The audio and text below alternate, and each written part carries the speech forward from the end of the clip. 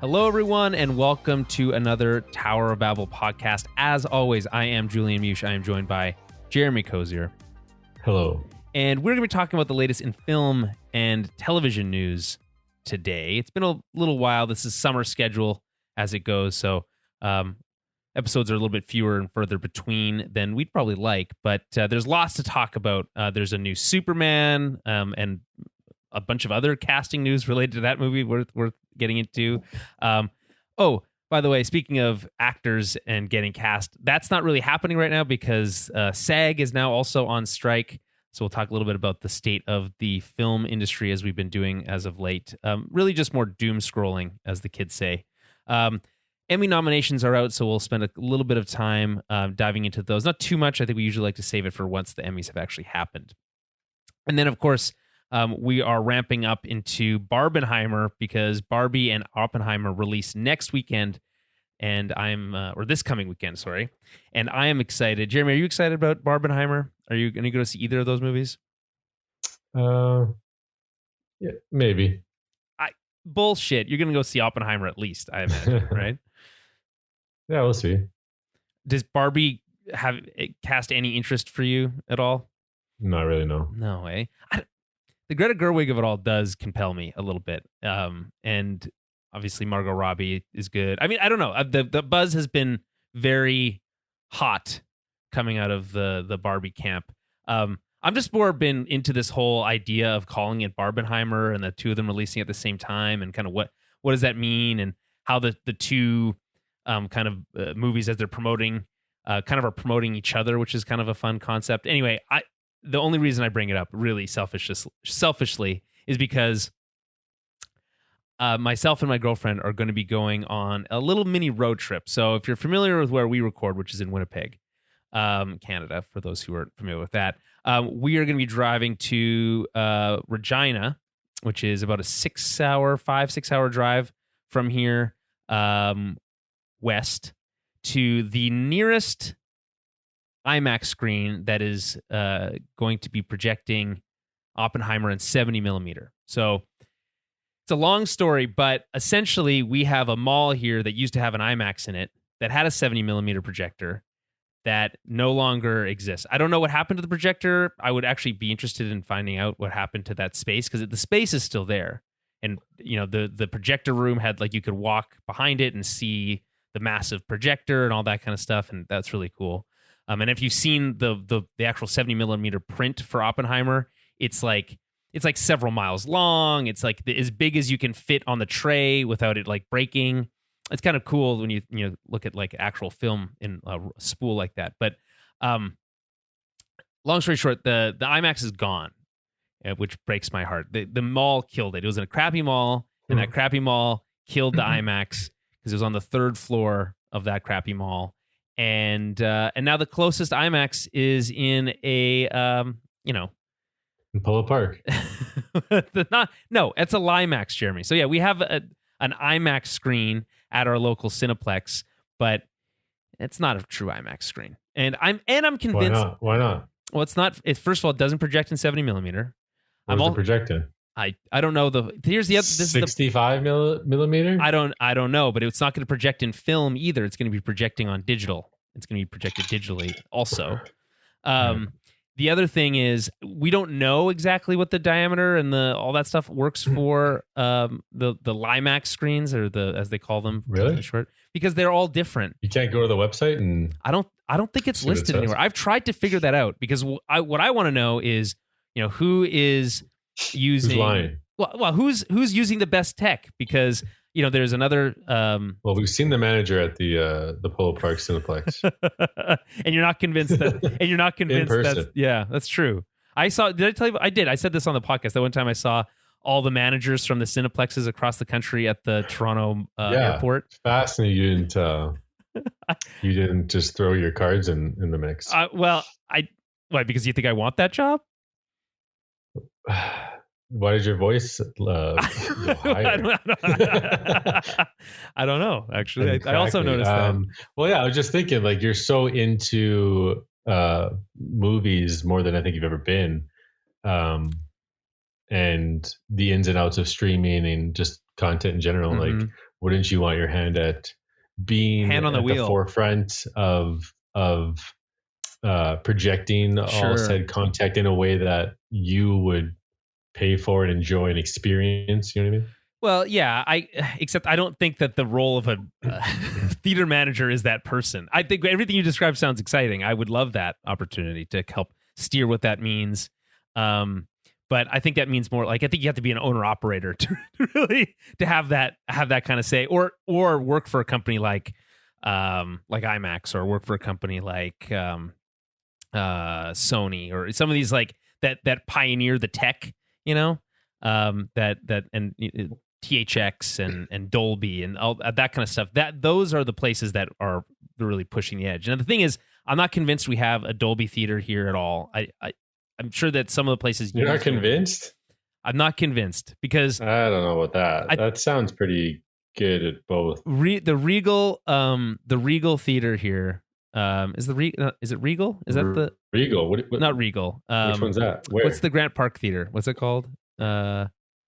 Landmark. Sorry, the Landmark Theater I think is the closest because I'm pretty sure it's using new digital projectors and a new Dolby soundscape, but I don't know for sure about the projector. And the other thing about the IMAX screen here, the LIMAX screen here, so I can continue on my rant and tangent, is that I'm pretty sure the bulb is several years old because it is dim. I saw Indiana Jones there. It recently. is dim. It's not bright. It's not as bright as it should be. Jeremy, do you feel differently? Like, do you feel like it should be? No, I haven't seen. I can't remember the last time I went to the Polo Park IMAX, to be honest. But I was impressed with the AVX at the new theater in the KP Mall. I feel like the sound, the picture quality, the digital projection. I think everything is as good as it can. That's true. The only thing that's a problem there is the seats, which are supposed to be like premium seats, are kind of uncomfortable. Other than that, but you still get that like large auditorium feeling you would where the seats aren't all the way, feet up. But yeah, I don't know. I don't really care about that, to be honest. Yeah, I like. For me, it's about. I think I did at first. It was like it's like, yeah, I'll never go back. It's like, yeah, sure. Turns out you will. There's so many limited seats for our Landmark. It's so tiny. It's true. It's crammed into the back of a Grand Park mall. Yeah, and which is a small, tiny little mall, and they've replaced one row of seats in that with premium, quote unquote premium seats. Yeah, like $25 for a seat at a movie theater, which is insane. And the only difference is it's slightly completely bigger.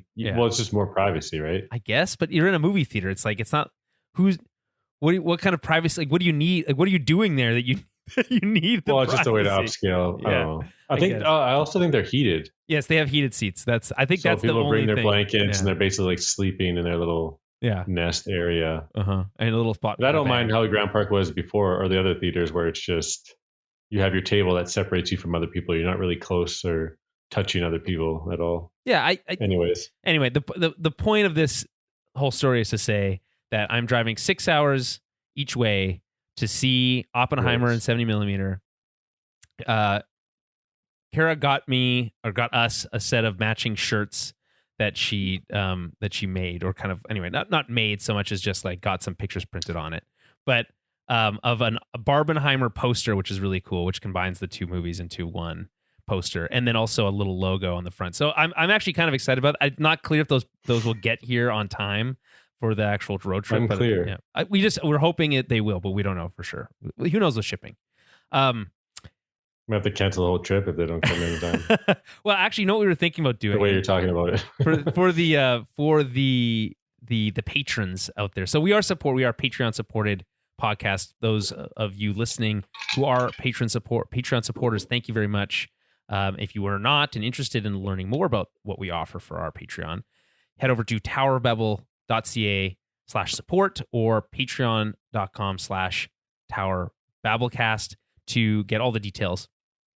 And we do monthly film clubs. It's very exciting. We're going to do Mission Impossible 2, MI2 this month. But that is to say, we're thinking about maybe doing like a little like road trip video diary, video log, travel log for this road trip because I don't know, it's something to do. So we'll think about that. That would be exclusive for the patrons, of course. We don't just release that kind of thing out to everybody. That's special stuff. So anyway, look for that or more information on that after next weekend because there's lots of driving, so we have lots of time to think about what we want to do. All right, so let's move on into some DC news, as we typically do. Start with DC news. The Flash, Jeremy. We did a special episode last time we recorded, 2 weeks back, when we talked about. I think so, because it was mostly about the Flash. It was a special Flash edition of the TOB podcast, and it was mostly like kind of. How would you describe it, Jeremy? Like I don't know. I haven't seen the movie. It's just a complete massive disappointment. Well, no, I think that's basically what we were talking about. But like the episode that we recorded was very much talking about the potential fallout of what that massive disappointment is. And we talked about the creative side of things, which is also a disappointment. But from a financial standpoint, it's a massive disappointment. So much so that it's likely to cost Warner Brothers Discovery $200 million. They'll lose $200 million. And not more. If not more. And that makes it, or likely will make it, the largest box office flop in Warner Brothers history, which is over 100 years old. So that's the state of things. I mean, this is all, of course, in the shadow of the just general turmoil going on in Hollywood, right? So let us list the things that are going on, right? So we've got massive flops at the box office. These huge movies, franchises, these too big to fail type of movies are failing, right? We have The Flash is an example of that. But not all of them. Not all of them. But generally speaking, there's a lot of disappointments this year. So just from that standpoint, when we thought we were coming out of COVID and the box office was back, Spider-Man Into the Spider-Verse, over $500 million, doing great. Across the Spider-Verse, sorry. Other movies have some legs. Even Pixar's latest movies been doing better than people expected. But so that's one thing. Then we have the writer's strike, which has been going on for 2 months, right? Casting a shadow of its own on the kind of near future. Turned into actor's strike, pretty much. Which is now also an actor's strike. So SAG recently, I think just a few days ago, last week, announced that they also elected to go on strike. This is the first time in 60 years that the writers and the actors have been on strike at the same time. Missed opportunity for the Directors Guild, who took basically I wouldn't say a sweetheart deal, but they gave up a lot of leverage when they had the opportunity to be a united front with the writers and the actors. So that's an interesting side angle. But generally speaking, so that's all going on. Plus, you have on the streaming side, they're all these studios are saying, "Oh, we don't make money. We don't make money." We have the AI issue, how that's going to be tackled, and then you have stuff like Warner Brothers imploding on itself, selling off all of its music rights and cutting out half the people who work for Turner Classic Movies. So you have to have Spielberg call Zaslav personally so that he could convince him not to kill Turner Classic Movies. That who knows if that'll even work. Despite what Zaslav says, and then you have quotes coming out of the Producers Guild, people saying stuff like, quote, "The end game is to allow things to drag out until union members start losing their apartments and losing their houses," which obviously backfired terribly for them because that quote was anonymous in Deadline, though people seem to know who likely that was. It's just a hellish time to be. It's for us, Jeremy. It's interesting because looking at the industry, it seems to be completely collapsing. But right now, this summer, I have been to more movies this summer than I have in years and years. Obviously, COVID is a reason for that, but I am eating, as the kids say. Eating well. I'm eating well because there are so many good movies out in the movie theaters. Even the movies that aren't performing well at the box office, I think are good. Indiana Jones, which is considered to be like kind of a middle performer for as far as movies go at the box office, kind of was getting raked over the coals critically, I thought was an absolute blast. We can talk about that maybe a little bit later. Well, I think it's in the running for being a pretty devastating loss on their investment, because I'm pretty sure the budget was like 300 something million. Yeah, it was really high. And it hasn't even like gotten to that price point worldwide yet. It's like under it. Well, yeah, so it's like Indiana Jones, The Isle of Destiny. It's the last I saw. I don't know. Maybe that was a couple weeks ago. Yeah, it's interesting. I think the other thing is, of course, it's like, there's a media spin to all this, which is to say that like sometimes there always is on like most things. Like, oh, hey, Indiana Jones is a box office flop, even though comparatively to the Flash, it's doing great, right? So right now, the worldwide grosses for Indiana Jones is just over $300 million. Does it say its budget? Let's see here. I'm pretty sure COVID like hit it into that range. Yeah, because I mean, and that's the other thing. Pretty Some of these are budgets were ballooned because of COVID, because they're being made during COVID, which cost them more. So, I mean, it's a mixed bag in my opinion on that front. But I think 300 million so far for Indiana Jones, I think is, maybe not what they wanted, but it could be a lot worse in my opinion. And again, I think the movie, more importantly, I think the movie's interesting. It's entertaining. I think it's really fun. I really liked it. I just don't understand what people wanted from this movie, because it delivers a great Indiana Jones experience, in my opinion. But anyway. And then you have a new Insidious movie on a $16 million budget, and it's making, I think, at over 120 million right now. Yeah, it's so it's just that old thing of like, if you can just make a good quality movie or something that people like, you will get their attention, but for cheap. Yeah, I mean, like it's so hard to like balance that. Yeah, I mean, we can. I have a special segment for this dedicated to it later, an agree or disagree segment about the state of things in Hollywood and why we're in this predicament. But, you know what? Before we get into the rest of this DC stuff, let's just jump right into that, because I think it's the most interesting part. So, as we talked about, SAG is on strike. As this is happening, by the way, I want to mention this before we get into this. Warner Brothers Animation, of course, who we know for making all the DC animated films that we enjoy so much, and that recent Mortal Kombat animated film, and the production workers at Cartoon Network are launching a unionization effort. So we're talking about unions with the SAG stuff and the writers stuff. Not everyone has a strong union. The animation folks have all for a long time not had the benefit of strong and almost any unions or strong unions at all. So this is exciting. I think the potential fallout of that, by the way, is that Warner Brothers takes actions to, how I'm sure, Jeremy, I'm sure you've seen this or heard about this before. Like, a Walmart somewhere in the Midwest tries to unionize, and all of a sudden that Walmart's shut down. You know what I mean?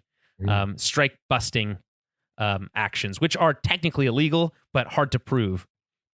The worst case scenario here would be Warner Brothers kind of lashing out at Cartoon Network and Warner Brothers Animation with some strike busting action, which I would be just another, black mark on a studio that is just getting tarred and feathered constantly right now by making bad decision after bad decision. So I fully support Warner Brothers Animation and Cartoon Network production workers on their unionization effort.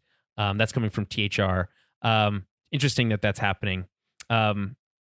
It feels like to me the producers really come across, and the executives in these their bosses really come across as like mustache twirling villains, like saying the worst shit.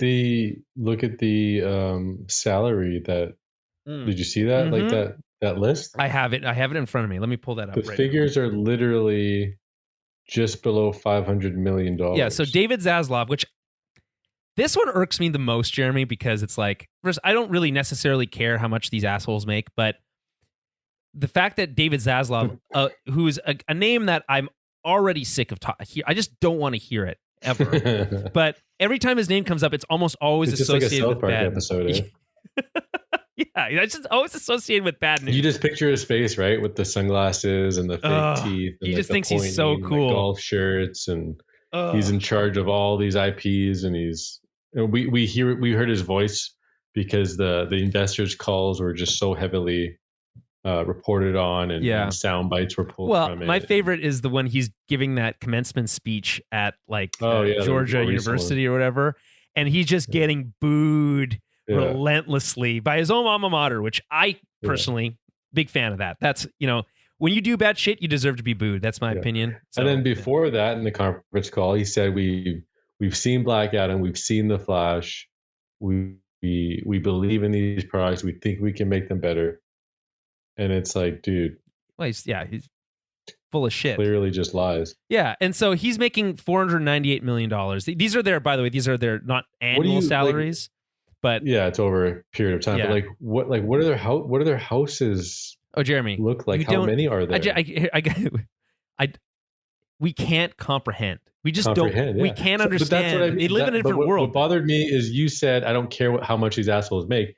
That's why these people are on strike, because the balance, the greed, it's completely out of whack. So appalling. Yeah. It's like, what are you doing with this amount of millions, if not, upwards of $1 billion or more? Yeah. What are you doing with this money when residual checks sitting on it for actors are cents to the dollars to $100? Yeah. For worthless streaming, which are billion streams or whatever streams. But then the streaming service is saying they're not making money, but then it's like you see the CEO payouts. It's wild.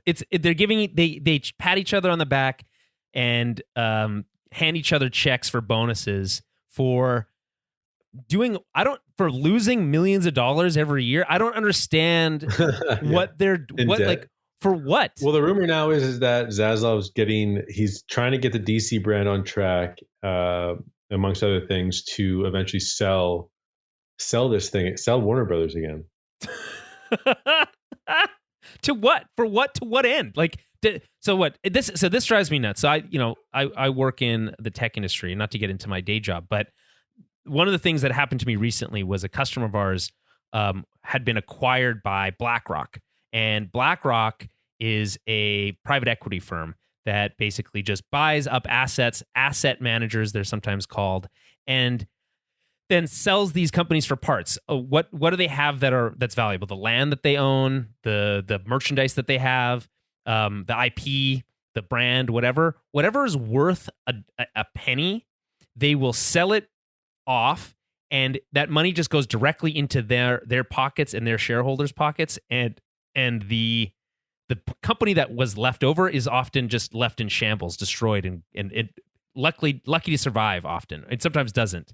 Often doesn't. In the case of this, it's kind of been split up into multiple companies, and we basically weren't able to work with them anymore. So I can see this as another example of just like AT&T sold off Warner Brothers into this merger with Discovery, which created this mountain of debt, which, by the way, again, not to get overly complicated, but when you have that much debt, people profit off of that much debt. Just to be clear, they can bet against these companies, and when they start to sell off assets like that, they make money, and so the bones of Warner Brothers and the flesh that it was for the last 100 years might be completely gone if it gets sold off again, because what's left of value, right? These IPs, really, right? DC and a few others.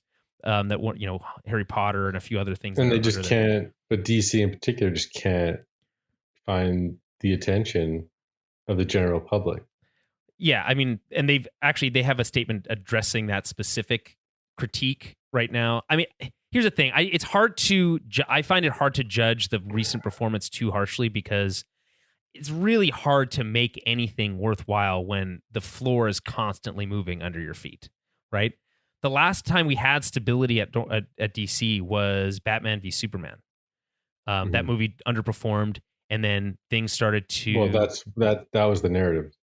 It made $876 million. Well, as of today, but No, that was his box office run. For inflation today, it actually goes over $1 billion. That's the whole problem with everything going on. It's just narratives and what is the real information and what were the decisions made off that misinformation or real information, right? That's what I've come to understand. Well, I just don't think it should have been considered a flop in those terms, but in terms of money. It made $330 million domestically, which I guess maybe that's where they're seeing it was just the online toxic narrative of, it has this, and this, so it should equal this. Sure, it should be $1 billion, whatever. It's Batman. Compare it to other things, Iron Man 1, Iron Man 2, Hulk 1. It just wasn't until Avengers, the team up, where billions were getting cracked. Even Iron Man 1 or 2, I don't think they even made $1 billion.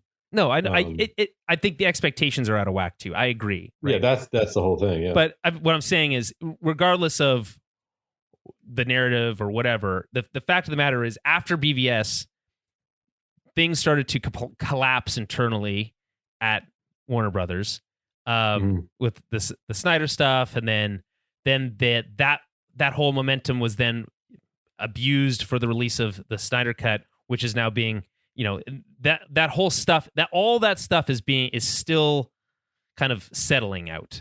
So until there's stability again, which there is for now, right? But stability really counts over longer term. James Gunn only you really can't say there is stability, because they're losing money and there's huge strikes that are 60-year records. Yeah, yes. I mean, some of that, but that's outside of DC's control, right? If you're talking about DC specifically, we'll talk about it soon. But we always report on DC news, obviously what's upcoming. But all of the recently announced casting or this or that, it's still, what I mean? It's not really. You don't think it's resonating?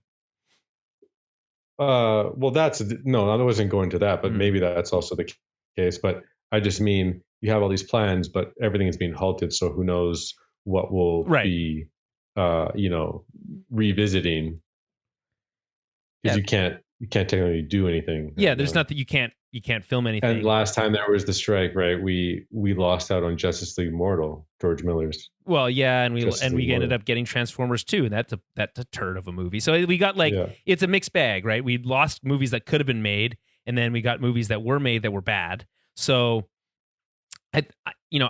the hope is that out of this, that we don't have a bunch of scab writers making crappy movies for scab actors. I mean, that's just that's not going to happen, right? So nothing's really going to be in production until this is settled.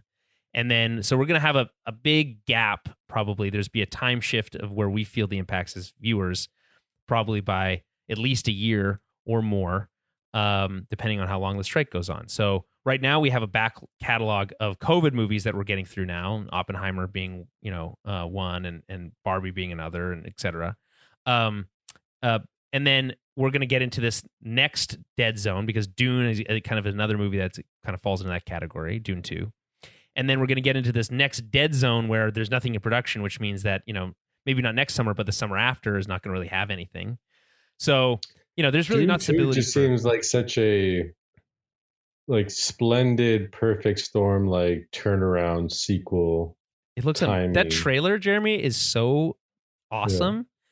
Yeah. I don't know if you saw Mission Impossible. A lot going. No, I haven't. But I've seen the Dune trailer. I watched the Dune trailer, I think, twice. Okay. There's a lot going on in that, for sure. Yeah, I love the black and white moments. I don't know what's going on there. It's like everything about it just works for me. It's just nice that it's the ball kept rolling and we're getting this. It feels like we got the first one last year, but I guess it was 2 years ago. The timing feels nice. And it was one of those things where it was it was released on HBO Max at the same time. So, and that has its own, people have their own opinions on what that was like for those movies. Obviously not good. Look at any Warner Brothers movie that was released at that time, and there's they made so little amount of money. It's wild how much money they lost on those movies. Just to try to get people on HBO King Max. Kong, Wonder Woman 1984, The Suicide Squad. Yeah.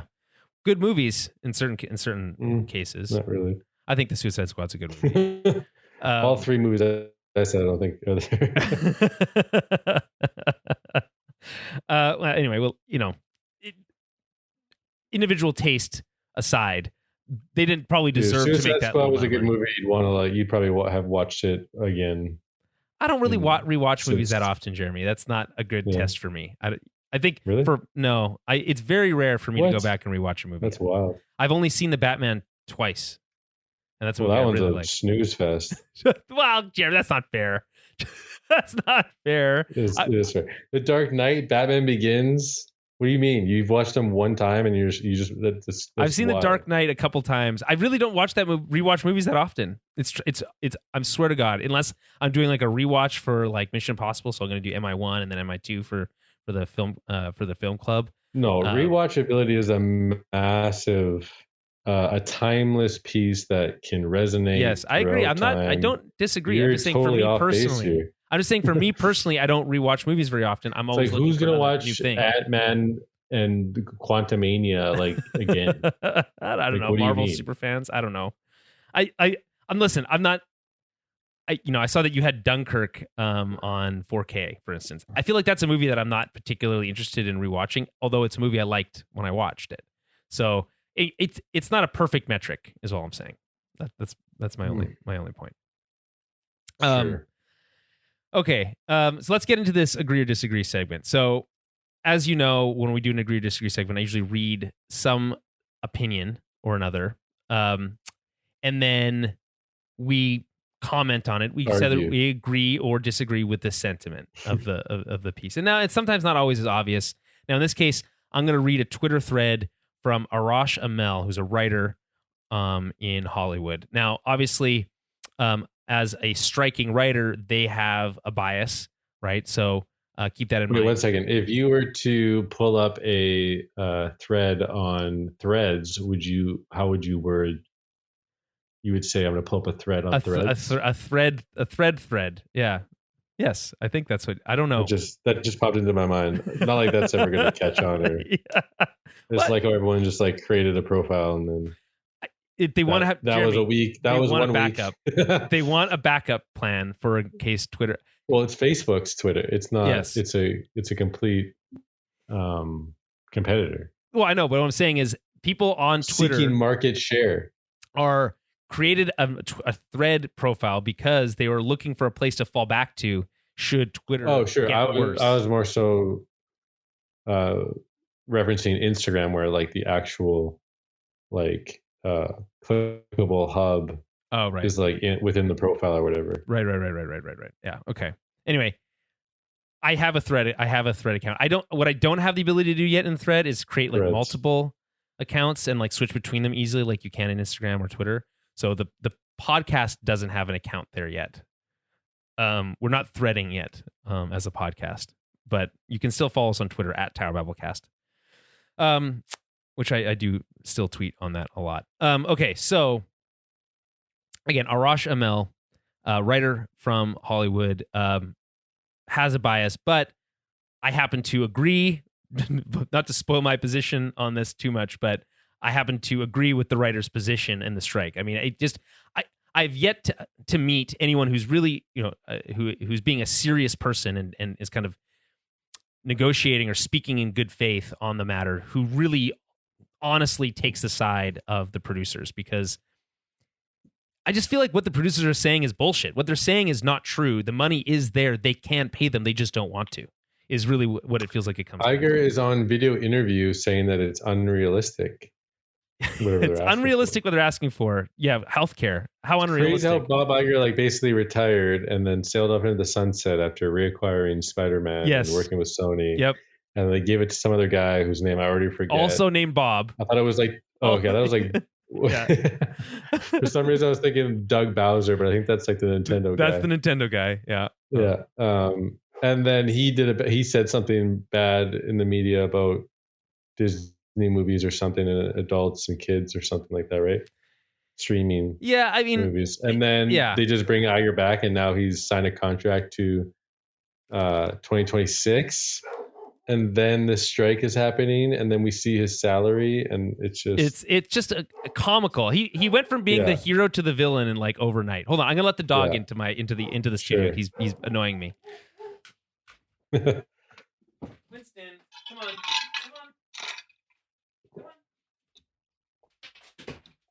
Lie down.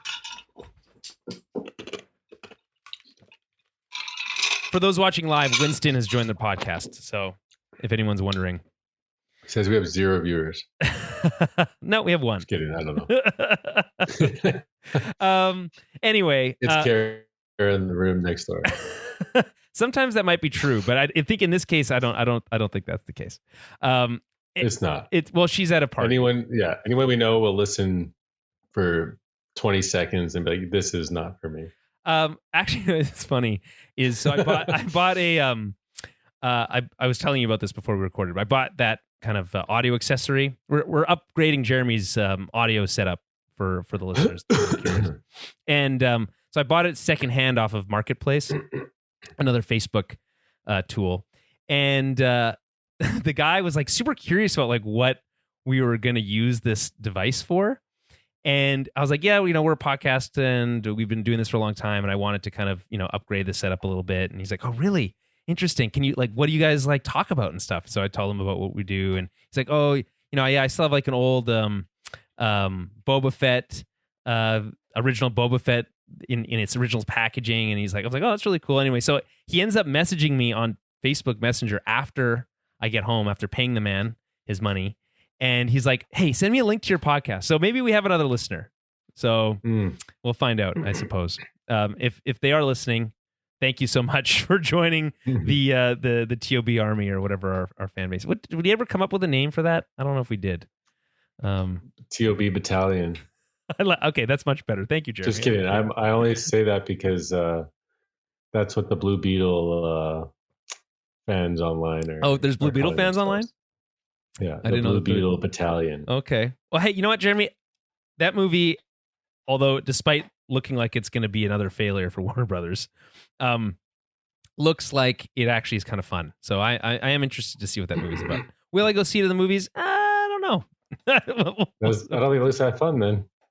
Well, that's not necessarily. I thought the new Transformers movie. You just said it looks fun, so why wouldn't you go have some fun? That doesn't necessarily mean that's the only consideration I have for when I go see a movie. So anyway, I want to have fun. I do want to have fun, but it's not necessarily the only. That's got to be high up there. You want to have fun. It's like 1 or 2 for sure, right? The new Transformers movie I haven't got to see in theaters either, but that's another movie I wanted to see and looked fun. So, Rise of the Beast, Jeremy. Also look like ass.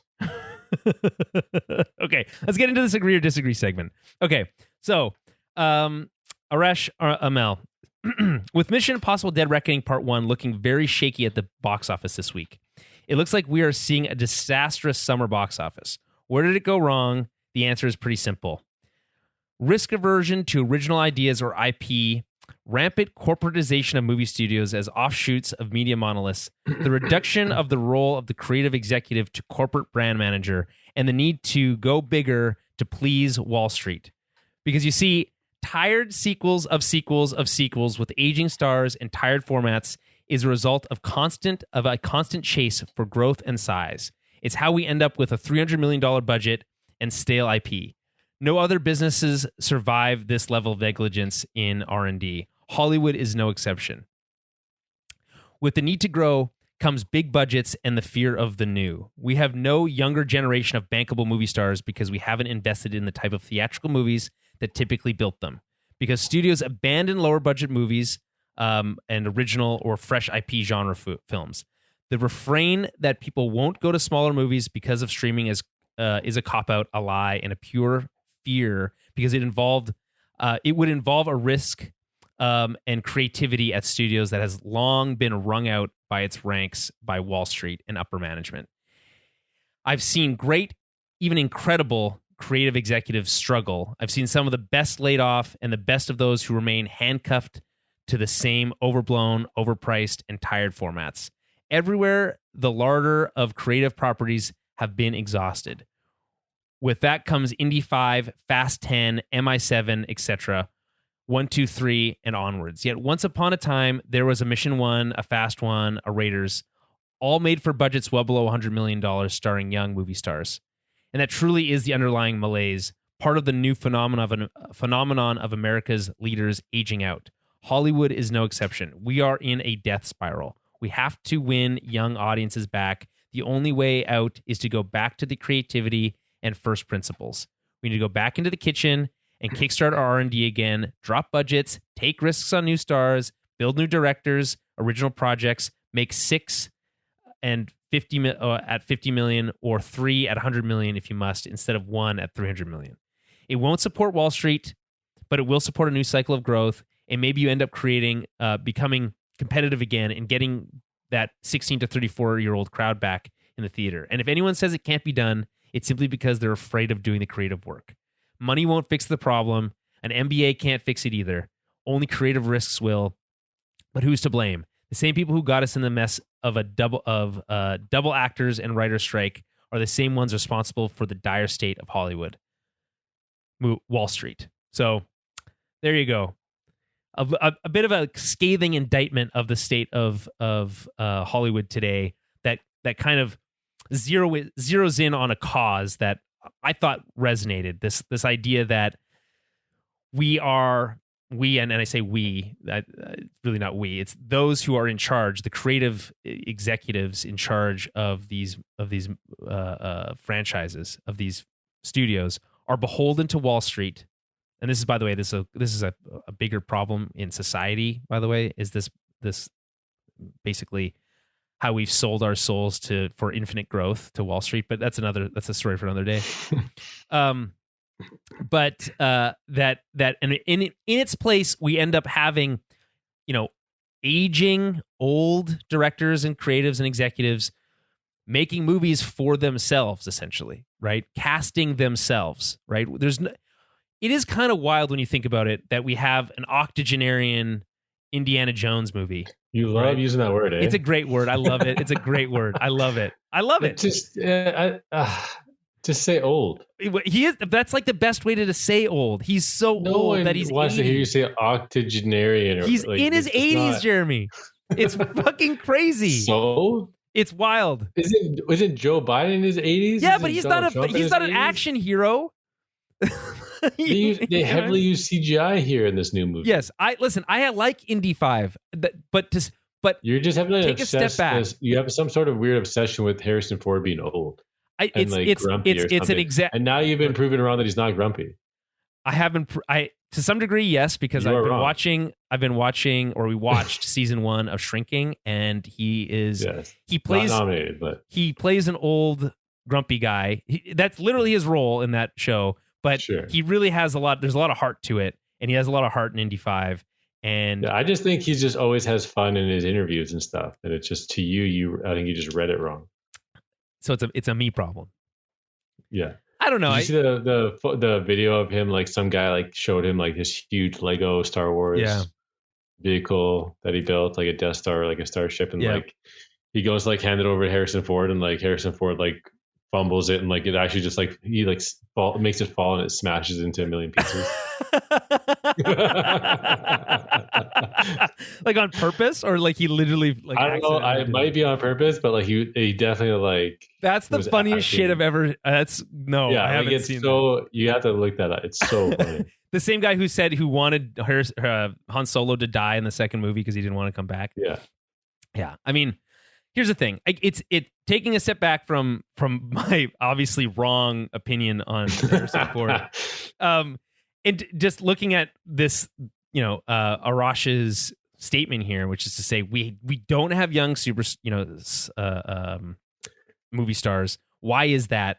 Why are we making the 7th Mission? They don't want to take risks, right? Yeah, it's sequelitis. It's pumping money into an IP that is successful. It's just continuing that brand over and over again with the same people involved, and it just becomes stale and uninteresting and not exciting. And so, do you agree with the statement, Jeremy? Would you say I would agree? You agree? Okay. I would agree. Yeah, I just thought it was a really well articulated. That's why I'm all in for Rebel Moon. Yeah, coming up. Mm-hmm. You know what I mean? That's passion. That's fun. It's interesting. What we learned apparently recently was that the reason that Zack Snyder's Star Wars pitch, because he wanted to make a Star Wars movie, right, was basically rejected, was because it was too R-rated, which isn't necessarily surprising. We haven't had an R-rated Star Wars movie. I don't know if we're ready for that yet. Although I would be interested to see what that looks like. I think we are ready. Star Wars is all over the place. You're saying it's also stale and needs. Okay, fair enough. I mean, it's not coming from Zack Snyder, so when we get an R-rated Star Wars movie, I will be there to see it. But and it lacked existing characters, which I thought was a scathing indictment on Lucasfilm's approach to these kind of spin-off movies, because they just want to play it safe. What exactly? It's like, what do you mean? Why are we even doing spin-off movies if they can't have unique characters in them?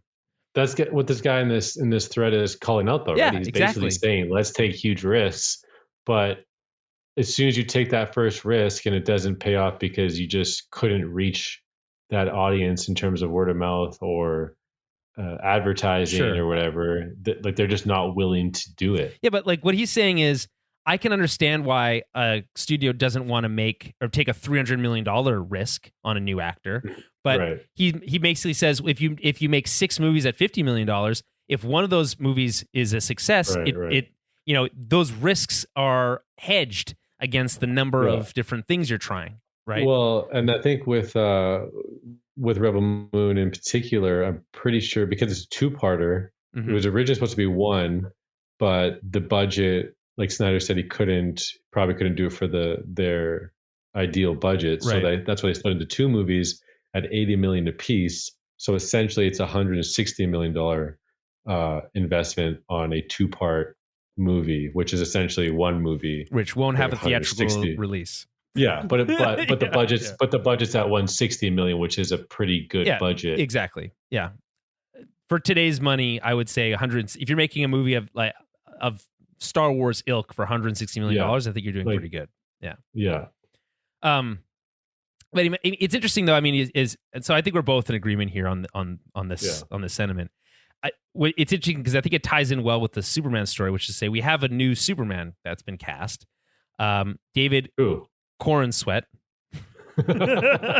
Who? I don't know how. I have to get used to saying their last name. Like, is it Corin? Like, where am I putting the emphasis? Like, I feel like I don't really want to. Sweat or wet? It's not exactly. I don't. Is it Corenswet or is it Cornsweat? You know, I don't. I don't know. But all I'm saying is, he might have wanted to consider doing one of those things that actors do where they just make up their own name because it's more bankable. Didn't it happen to Harrison Ford or something like that? Or it's happened to all sorts of people. I mean, right. I'm trying to think of the who's Gordon Bombay's brother. You know what I'm talking about? Emilio Estevez. Oh, right. Yeah, he changed his name. Gordon Bombay. Right. It's a Mighty Ducks reference, Jeremy. Sorry, I threw you off there for a second. Yeah, because it's the Sheen family. Yes, exactly. Well, except for they're the Estevezes, or are they? Exactly. Right. You know what I mean. So the point being is David for new Clark, the new Superman, young actor, relatively speaking. And you have Rachel Brosnahan as Lois, also relatively young actor. Rachel Brosnahan. I feel like I've heard you say that like I should know who that is. But okay, but is it really a problem when we cast? She's from Marvelous Mrs. Maisel. That's I think where we probably know her best. But I kind of like the idea of casting relatively unknown actors in these big roles like Superman and Lois, and Henry Cavill was relatively unknown to me when he was cast as Superman. Wonder Woman. Yeah, Gal Gadot, same thing. So I think that's like I'm not saying it as it's a bad thing. Yeah. I'm just saying it as a joke. Right. Yeah. Yeah, like the Jimon Hunsu. Yes. The Guardians reference. Yeah. Yeah. Star-Lord. Yeah. Star-Lord, man. So Jeremy, just shifting gears here over to DC again. What do you think about this casting? There's other casting we want to talk about, but let's start with the big one, which is Clark and Lois. They are the leads of this movie. It's a whatever because it isn't, like you said, it's unknown. So what are you supposed to glean from that? There's not much. I mean, their look, basically. Their look, and then I guess a couple of projects like you mentioned there, if you're familiar with them. And yeah, I just found it funny, the memes, because Henry Cavill was obviously such a, or he's become such a celebrity, basically ever since like The Witcher and whatnot. So it's just funny to see all the memes of like the dollar store version of him. And there are like, there's a lot of similar features, like their eyes and nose and whatnot. He's British as well, David Corn Sweat? Is he also? No, British? I believe he's actually American. Okay. That's interesting because for so long. Usually go British overseas actors for all our superheroes. Yeah. I mean, listen, I'm not going to deny that they have a certain similarity in look, but we're also talking about them playing the same character, so that's not necessarily that surprising. You know? Exactly. I just also missed the day when we didn't know every single little detail. Like we knew about these people when they were screen testing, when they flew from LAX to whatever, and it's constant. We're inundated, and we can't escape it. I think. And it's like, remember when Man of Steel came out? It's like you didn't know. I didn't know anything. Who Henry Cavill was. You just saw this iconic looking, crazy looking jaw. The only thing, blue-eyed dude who looked like Superman. Yeah, the only thing I knew him from was that like the ancient Greek movie. You know what I'm talking about? Like Invincible, or like what's it called?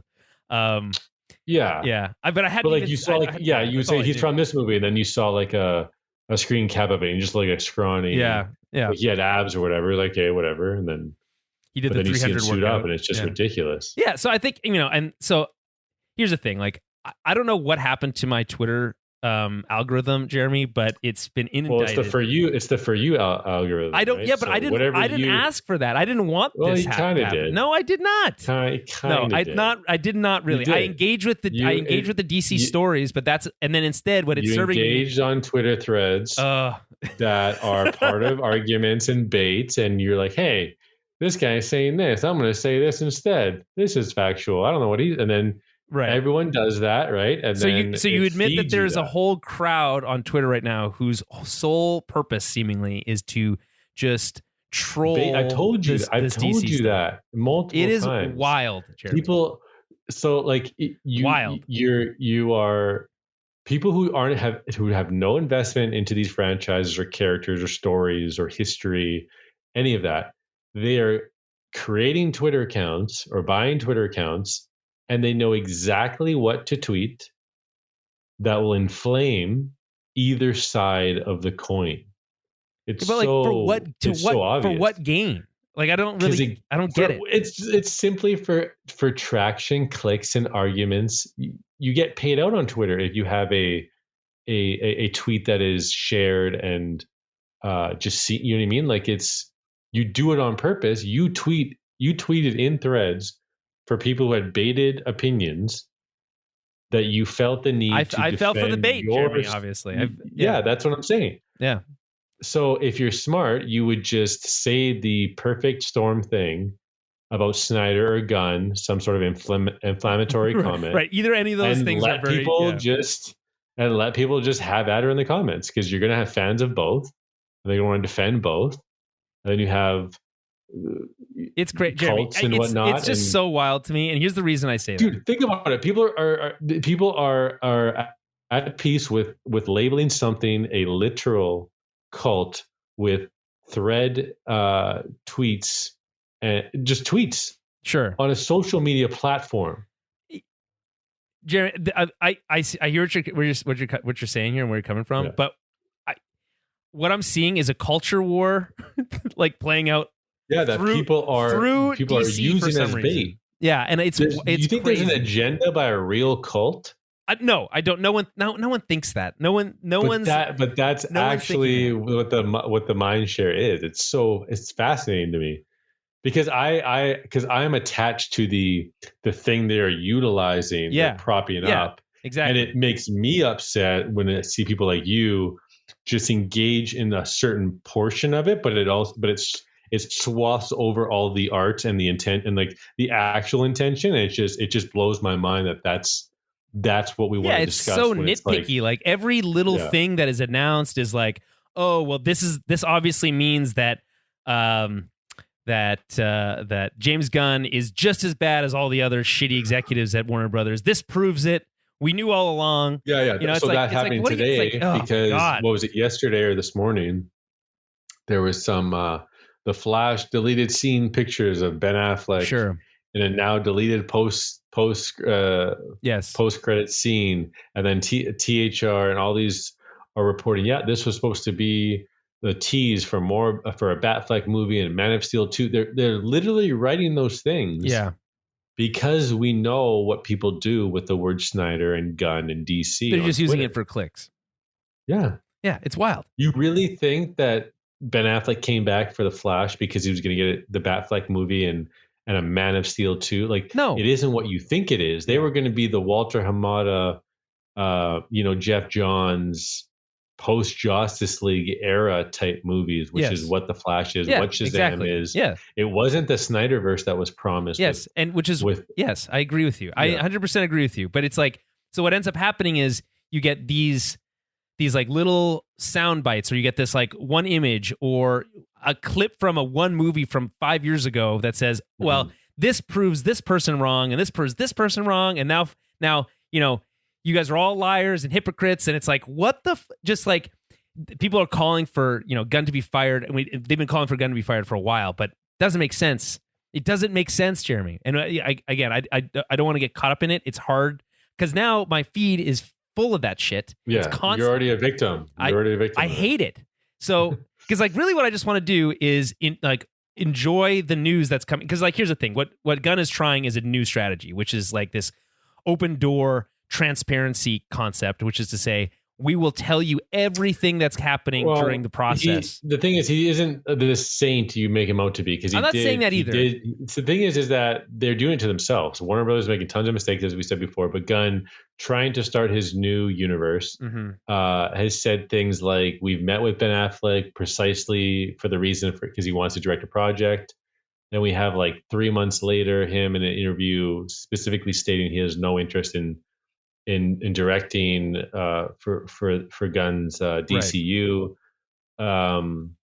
There's just little like comments like that keep happening that are completely hypocritical in a sense. So people are taking those and running with them, but then obviously exaggerating other things and just creating the nonsense online. Yeah, and so ultimately, and this has been my soapbox for a while, which is like, we just need these movies like to come out, ones that are entirely separate from the baggage that we have, that the Flash is dealing with, for instance. Yeah. And just start fresh. And that's the only way that we can do this. And then, but he also doesn't help himself when he says that, he's going to work with people that like, because he made the Suicide Squad, right? Which is one of the biggest losses financially, whatnot. Like, but so it's just like, how do you do a fret? Like, it's just always that question of the reboot and what you want to fret. It's a partial or full reset, and it's like, it's basically a full reset. He's been teasing that it's partial in terms of actors and whatnot. Yeah, his whole statement of, when they cast someone, they are that version of the character in animation and video games and movies. I can't imagine that they're going to stick to that. I don't feel like, Star Wars can do it because it's like, they're not even very good at doing it. I think what Gunn and Safran are doing, though, in terms of like what we were talking about before with budgets and just like flops, it's like they cast Nathan Fillion as Guy Gardner. A Green Lantern, as Guy Gardner. So they're going to get Nathan Fillion, who's James Gunn's buddy, who's been in plenty of his projects, who's not going to be like, hey, you need to pay me an obscene amount of money. It's going to be a decent contract that he'll accept, and he'll be able to act as him in live action. Right. In multiple movies, voice him in animated movies and shows, and voice him in video games. Yeah. So you're getting a lot out of these actors that he's casting that are relatively unknown, or his friends that can do a wide swath of things. For the record, I think that this idea that people are getting on Gunn for casting his friends is silly to me, because it is silly. Yeah, it's because directors have been doing that for forever. Like Christopher Nolan is like, I'm saying that saying that it's smart. I'm saying that with what I just said, he's getting value to do multiple projects for a limited, contract, probably. Right. And so and it's like, sure, maybe it's a sweetheart deal or whatever. He's getting value out of these, and it's like, first, for the record, I like Nathan Fillion a lot, so I'm excited that he's going to play Guy Gardner, a character that I don't really like that much. So that's an interesting combination. I mean, yeah, whatever. You get 4 different human Green Lanterns. I think now we have maybe 6 or 7. There's a lot of them. Yeah, but like not liking him. It's whatever. He's this version of a Green Lantern dude, right? Yeah. Brash, whatever. Like he's the hothead. You don't like that. Whatever. I mean, it makes for interesting content. I'm not that's a good thing. I'm not like I've never really. I've like everyone has their favorite Green Lantern. Guy Gardner's near the bottom of my favorite Green Lanterns, but there's a reason for that. He's intentionally unlikable a lot of times, written that way. Being cast as Nathan Fillion being cast as Guy Gardner is interesting. I think that's an interesting choice. I'm much more compelled now. It is, but it's not one where like that makes sense. You know what I mean? Like, no, I can see it. I can see it being played quite jokey, to be honest. But I think Nathan Fillion can pull it off. That's my. It just seems like it's fun, but it's more like also like this is like an SNL skit. Well, okay, so is that because you're talking about the other castings is in comparison, or specifically Guy Gardner? No, that one specifically, but the other ones are whatever. They're just it's like again more relatively unknown actors. Yeah. Smaller contracts. Like Hawkgirl what was she in before? She was in Dora the Explorer film or something. Yeah, exactly. By the way, she looks she has the Hawkgirl look, I will say. Down. Sure. Yeah. At least from the animated series that we like so much. I think she has that. And which is obviously based on the comics. But I don't really know anything about her. I just know that she has the right look. Same thing for Anthony Carrigan. He's playing Metamorpho. I've seen him a little bit in a couple different shows. Barry specifically most recently. But I think it's an interesting choice for a very obscure character. That's interesting. The fact that we got news about a lot of side characters in this movie. Yes, but we also knew this is the other thing. So there's the other. I don't know. I shouldn't give this any weight, but people were complaining that he couldn't make a standalone Superman movie, so he had to put all these extra characters in it. I just don't get the vibe that that's what's going on here. We already knew that this was coming. That Superman was going to be coming into a world, or this movie was going to be in a world where there already was superheroes. So. I'm not sure why we'd be surprised that there's other superheroes in the movie. I don't understand why that's I don't know. I can see a little bit of it because it's like we just got like 7 character announcements or something for like this next Superman iteration. Like it is a little right. Hawkgirl is terrific. Guy Gardner, Metamorpho, plus Lois and Clark. So that's 7. Yeah. Oh, 1, 2, 3. And it's 6. Like that's what they're leading with. Like these are the stories that are supposed to get us excited for a new Superman movie. And all the complaints leading up to before this was even like announced as to what the details were. It was all about like trashing what was before and going back to like what the Superman purists or gatekeeping. Yeah, I don't. But like who? I've never seen any of these gatekeepers. Like I don't know who they. I don't know. See, I see that all over. I see that on Twitter all the time. I don't interact. I just see all those like. They share like the clips from like Superman and Lois and be like, see, this is what Superman. And it's like, okay, well, like who's watching that show? Or like that new cartoon comes up. It's like finally someone who gets Superman. It's like who's watching this cartoon? I don't know, but I'm interested because they are the creators. I know their work from other stuff and they make good stuff. So I'm going to watch it. We don't really have a good way of watching it here in Canada. You never watched Superman and Lois. That is what it is. Yeah. And you said you weren't a Superman fan a while ago anyways. The point is that it's all inherently tied to what the DCEU was before and what Snyder created. Sure. Superman in Man of Steel is completely used in a subversive way and an interesting way, thought-provoking way. Like Superman was not any of that before that. It was just your depends on which caricature, which comic you're reading, I guess. Yeah, but it was just like your caricature of the big blue Boy Scout.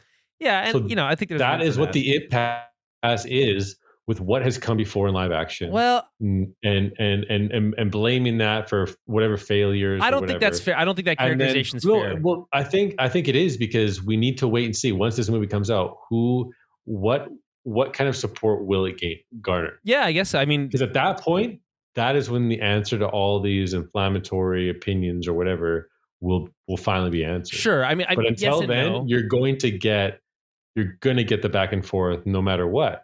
Well, I mean, but there's no way to satisfy everybody, because there's a group of fans who want to see the Superman that is portrayed as a god. Why are we just bending to online chatter? I don't think that. I don't necessarily feel like that's what's going on. Seeing. I don't necessarily. I think we're seeing that. I think that's a bubble. We're in a bubble. I know that for sure. But it's not. But that is our bubble, right? It's commercial and critical failure, and then we say, well, why?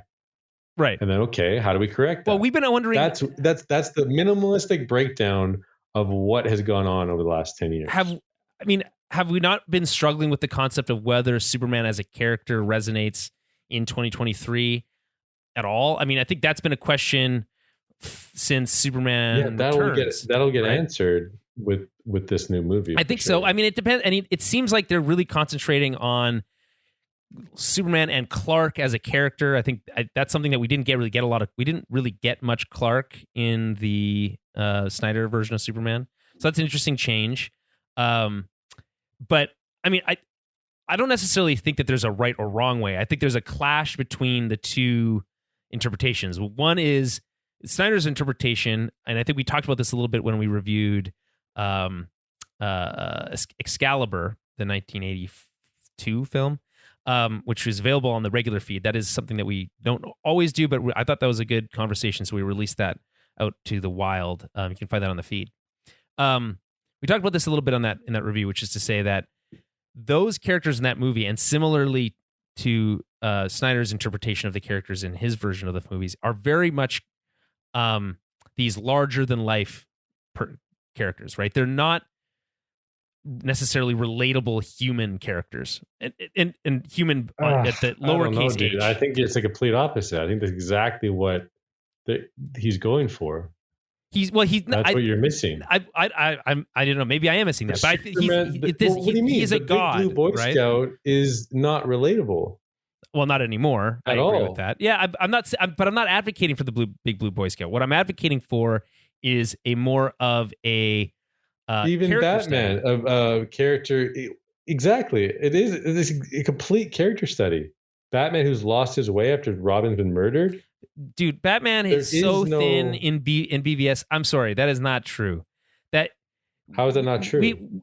Those things are you're extrapolating from what the movie's giving you. The movie doesn't really give you that. It gives you to you in that. No, that's the journey that's set up. That's the journey that's set up. That's the journey that is literally set up throughout for only two movies, for BVS and Justice League. Yes, yeah, he goes from being someone who that's all we have.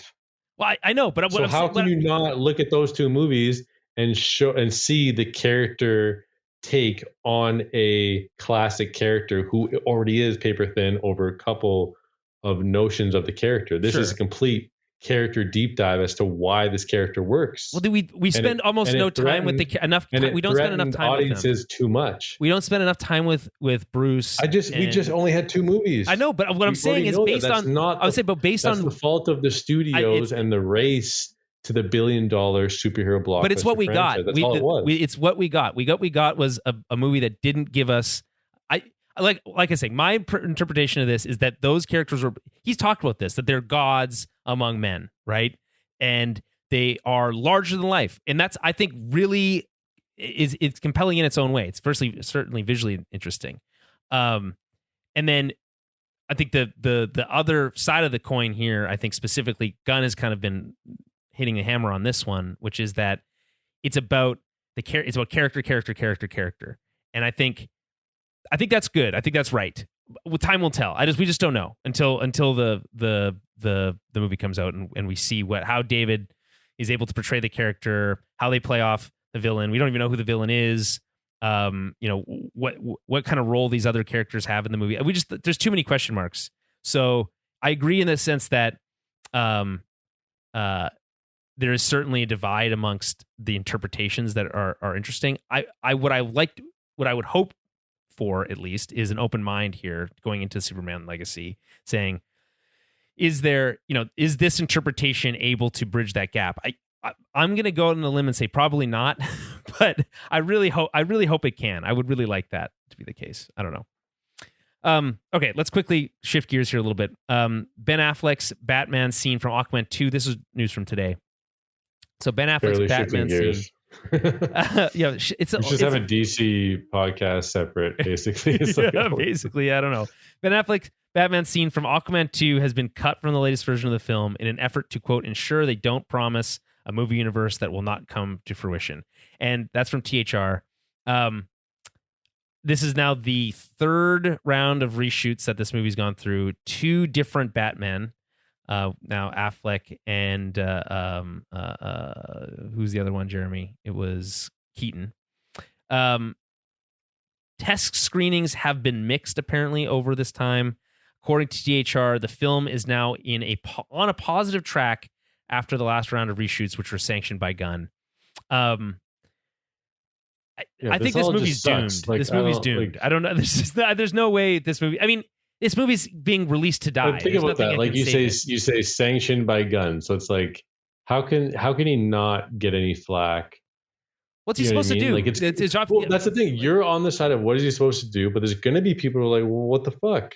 Yeah, I mean, both sides are totally valid. It's not like what the fuck side is already like is right in the sense that like, what the fuck are we even doing here with this Aquaman movie that has nothing to do with anything, right? Like I completely exactly, but it's also then why give us that then and make all these changes? I think screw you. The choice is not release it at all or make changes that. Or I'm going to make a bunch of changes and then we'll just tear it apart once it comes out. Okay, so what would you do?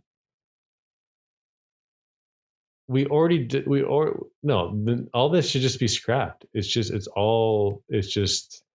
that not what I was saying? Terrible. Like back when they canceled Batgirl, it was like, fuck this, throw it all out. Dude,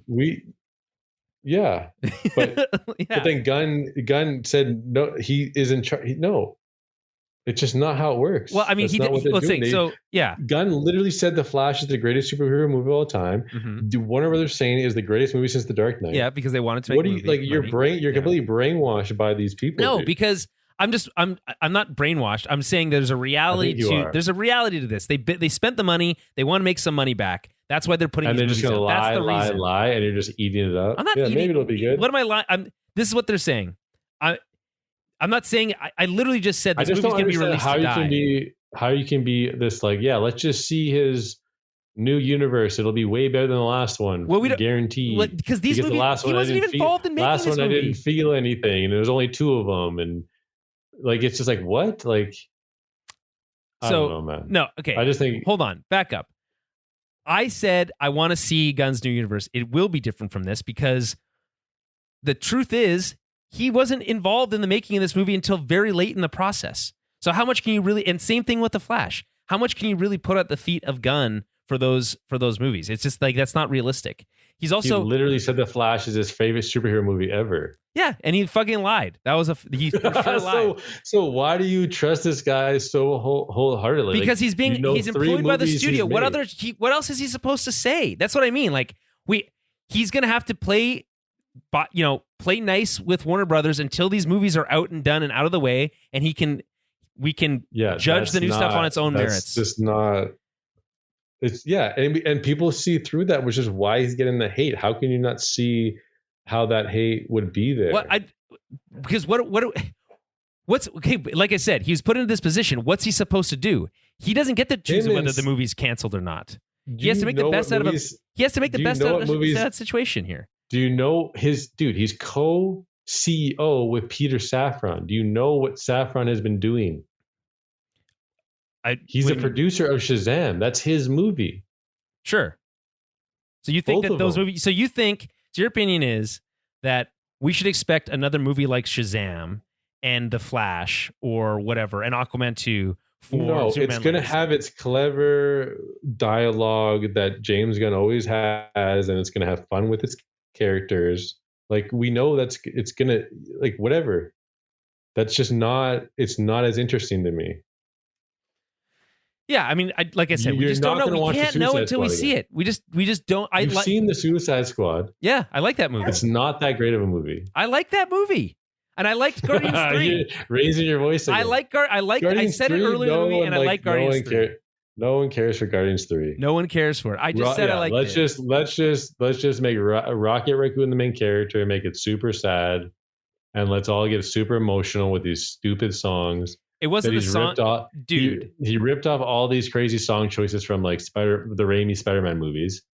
Who started the whole random like cult rock songs or whatever? You can't. You can't say that he stole the idea of using music, like doing needle drops. Come on. Yeah, the needle drop. It's just like that's certainly been a part of his style. That's true. It's so much heavy lifting. It's just like, get this out of my face. Okay, so as I said before, we haven't seen him. Give me Hans Zimmer. Well, Hans Zimmer doesn't do superhero movies anymore. Take these characters seriously. Put effort and passion into it. We don't know that that's not going to happen here. That's what I'm saying. I think we know that was happening though, and we have people like you trying to say that wasn't happening and that it was a failure. That's why. What are you talking about? Which things were a failure? The DCEU before. Yeah. That's the impasse. We'll see how it goes. Justice League. We'll see how it goes with DCU, MCU. We'll see. We will see. That's the only. Just because people sign contracts and they're CEOs, no, doesn't mean they know what they're doing. No, but I have more faith in him than fucking David Zaslav. So, say what. What? This is David Zaslav's decision to bring this guy. It was his choice. I mean, Zaslav has no idea what he's doing. He's trying to get these characters prompt up so he can sell it again.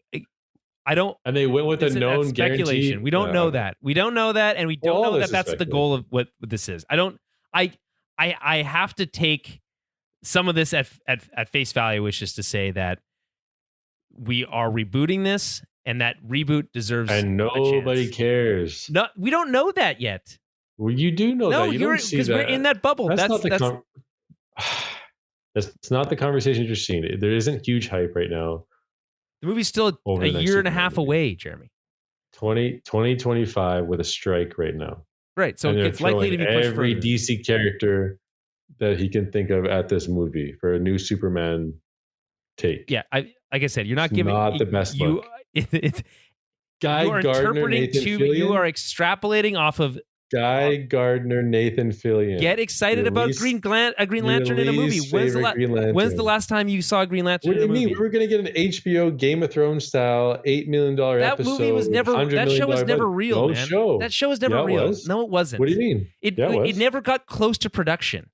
The people who were making that show basically said constantly that they didn't know what was happening, that they didn't. No one, the people who were cast in it had never seen a script. We've been podcasting for years over Warner Brothers fiasco, and their decisions. I agree. And so you can't put it on. Look at interviews of the actor when he was doing promotion for his other things. They ask him, "What's next?" There's a video of it. He says Green Lantern. Yeah, listen, I know that. So you cannot. In good faith, go around saying that it never existed. You're living right now, sure, that's fine, but it did exist. It existed as an idea. It never got into production, which I think is a big difference. It was getting there for sure. But if getting up to production and getting into production are two different things. Dude, they sold the company for $48 billion. Things abruptly shifted. I know that. What I'm saying is the last time you saw Green Lantern, but the actor signed the contract. It did exist. What are we going to do? Cry over spilt milk? We can't. No, I don't. I'm just saying. I'd rather have a $100 million budget Game of Thrones Green Lantern style HBO level show than Nathan Fillion as Guy Gardner. This is a joke. This is okay. Well, no, Jeremy, relax. No way. You sound just like that Twitter. This is a farce. You sound exactly like that whole Twitter bubble that I've been give me about. Good movies. Well, that's what I'm saying. We want good movies. We don't know this isn't a good movie yet. Safran is a producer. Shazam. Have you seen the second one? No, you haven't. I have not. You don't care. No. You know how many movies have come out that people do not care for? A Black lot, Adam, Jeremy. Shazam, Like, it's just not happening, Flash. It's not happening, dude. Right. You're going to every single one. You're going to Guardians. You're going to Ant-Man. Yeah, you're going, and I'm having a great time going to these movies. So I'm having a blast. Of course, you're going to have bias saying that it's all good. I'm not saying the numbers are not sharing. First of all, we don't. Sentiment. First of all, we don't judge movies' quality based on their box office performance. We know that. No. This is after the fact. This is like, well, I don't care to go see that movie. Nothing's drawing me to it. And then look at the box office. If you want to bring up BVS as a financial failure, I said that was what caused this destabilization. That's just the fact. No, but that's I'm how saying whatever they spun it. Whatever will always. It's say not about that sides. When, it's not about sides. It is, I just want good. I also just want good movies. I also want good movies, Jeremy. No one's denying that. But we had them, and you're brainwashed thinking that they were bad. No, I liked it. It's Jeremy, the online narrative. Go back and listen to our reviews of those movies. They are mixed. We did not come out of those being super fans of those movies. Well, with BVS in particular, I remember my theatrical experience. I was like, well, what's going on? Because my expectations were vastly different. So you're allowed to sit with things, rewatch things, see how things play out, see sequels, and it's like, Jesus Christ, just let this guy make these movies, and we would be in a totally different place right now. Maybe not. But the thing is, this is what I mean. There's so much of this conversation is like, well, it should be this.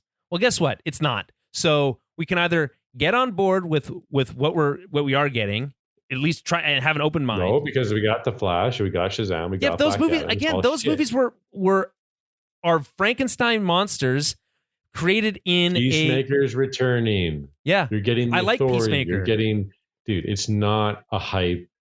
Dude, you're not giving it. You're not giving it any credit here. It's not Kevin Feige's slate.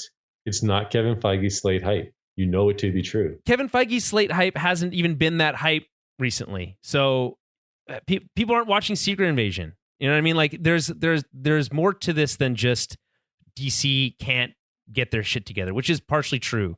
But we just don't know enough yet. You are inferring a lot of stuff. And we know about 7 characters in this new, and we don't know how big of a role that any of those characters play. And Jeremy, as like I said, go back to Guy Gardner. You are a Green Lantern fan. You love Green Lantern. Yeah, this is not. This doesn't excite you at all. A character who's voiced a Green Lantern before in animation. Hal Jordan. And did a great job. Hal Jordan. Yeah, and did a great job of that. Correct or not correct? Hal Jordan, a different Green Lantern. A character. Actors have range, Jeremy. You don't think that Nathan Fillion's capable of that? Nathan Fillion is only doing it because he's worked with James Gunn before, though. That's a fact. See, you can have. That's the thing. There's truth to all these. Yeah, but you can spin them into these in completely negative way. But why can't you just get excited about a Green Lantern? Because that's what I'm excited about. I'm excited. An actor that I like playing a Green Lantern, which we haven't seen on the big screen, except for a tiny little role in Zack Snyder's, which wasn't even on the big screen. We saw exactly. We could have got that, but we didn't because of Warner Brothers' incompetence, which is continuing to this day. So I'm not going to let Warner Brothers just say it's all good because James Gunn is making a movie. We have to give them. We have to give them a chance to relaunch it, Jeremy. I'm not saying I'm not giving them a chance. I'm just saying 100% are. You're 100% are. You're basically saying that none of this matters. I will see Nathan Fillion as Guy Gardner is not hype. There's just no how. I don't know. I feel it. I feel it. I like that. Yes, I do. I like Nathan Fillion, and I like Guy Gardner's your least favorite Green Lantern. Yeah, but that's like saying that strawberries are my least favorite berry. Like it's like no, it's not. Jeremy, come on. That's a terrible example. Comparison. A Green Lantern, regardless of whether it's one of my least favorite of those characters, is still exciting to me, and I don't. You got to let yourself enjoy things again. That's all. I don't know. I mean, as I said, I like Mr. Terrific as a character, as another thing that I've seen other interpretations of in animated form and live action, and I like that character. I don't really have much thoughts on Metamorpho. I've only seen him a little bit in a couple things. I do kind of like their story from a character perspective. Hawkgirl always was a favorite of mine in the animated series. So, to say that that these things are completely irrelevant. I don't think it's just not fair. I would rather keep an open mind, is all I'm saying. Sure. Well, we missed out on lots of other stories that I wanted to cover. Let me run through a couple very quickly, and then we'll wrap this up. Okay. There was a Napoleon trailer that came out, and it looks really fucking cool. So that's like another like historical epic. And I recommend people go watch that trailer, especially if you have a big bright TV. It's very cool.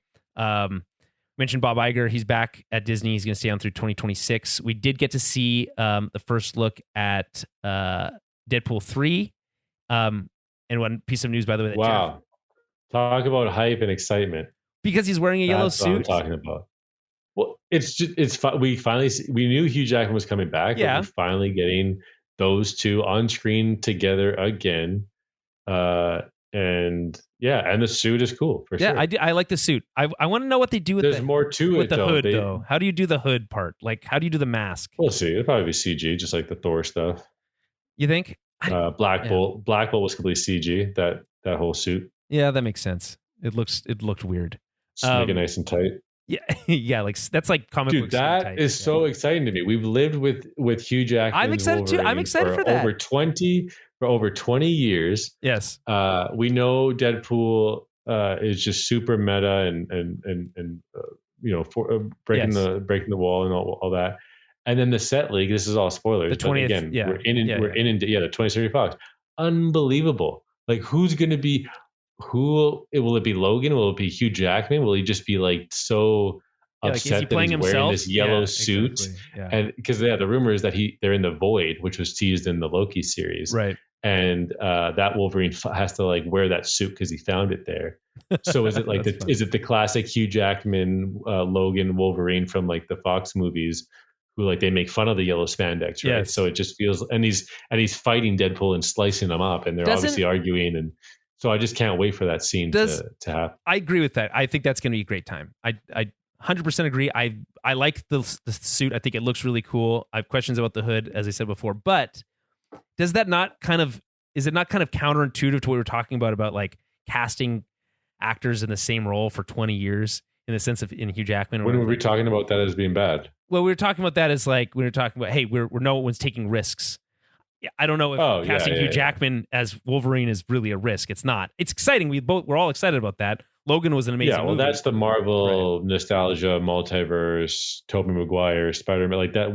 Marvel is capitalizing on that in a proper fashion. The right way. And right. Yeah. Okay. Are you excited that Jennifer Garner is coming back as Elektra? Does that interest you at all? No. I mean, the rumor has Ben Affleck's Daredevil will be in there too. Oh, really? That's fun. If that's true, that's fun. I actually think that. Because like it just will be so much more fun with Ryan Reynolds Deadpool just ripping him to shreds.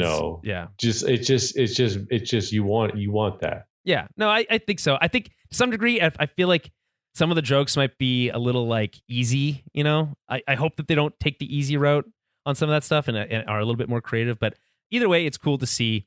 Production is now stopped due to the SAG strike, but yeah.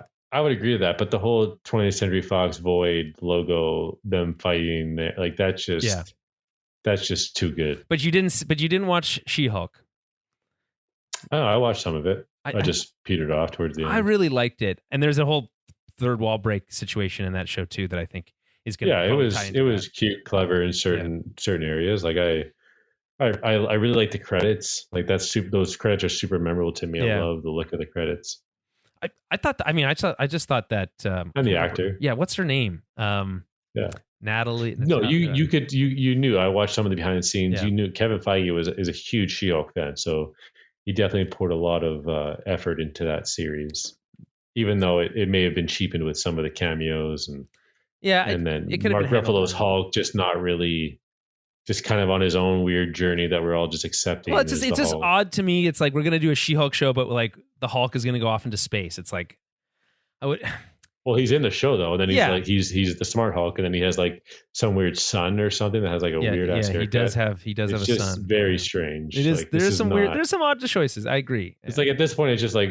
Remember being a kid and liking the Hulk? Like, what are we doing here? I don't. I mean, I don't. The Hulk, I think, as a tough character.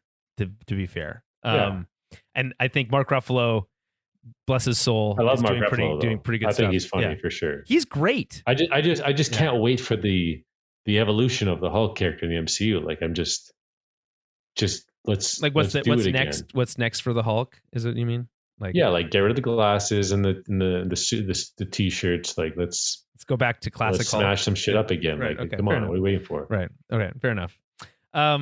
So speaking of Marvel and stuff that's not working, we also got a Kraven the Hunter trailer. Did you watch this, Jeremy? Just a little bit of it. Oh my god, it's so brutal.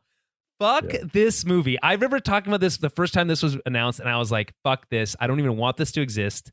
And then what do you mean, man? You need to learn to enjoy things better. No, fuck this. This is I'm sorry. Fuck you. This is no. This is a this is a What do you mean? Aaron Taylor Johnson is a saint. Is he? Yeah, he's great. Are you going to go see this movie? I don't know. No, you're not. Don't even bullshit. I need to see the trailer like in the theater. Man, he gets lion blood in him, and that makes him into a superpowered justice warrior. Don't sleep on Kraven the Hunter. No, man. You slept on Morbius. This is Morbius 2.0. You slept on Morbius and you were wrong. I wasn't wrong about Morbius. That movie, what are you talking about? I don't appreciate this slander. I do not support the Sony Spider-Verse. Except for Venom, which are pretty fun. Despite some massive problems. I just watched the Tobey Maguire, Sam Raimi movies. We're not eating. We're starving here now, is what you're saying. Yeah.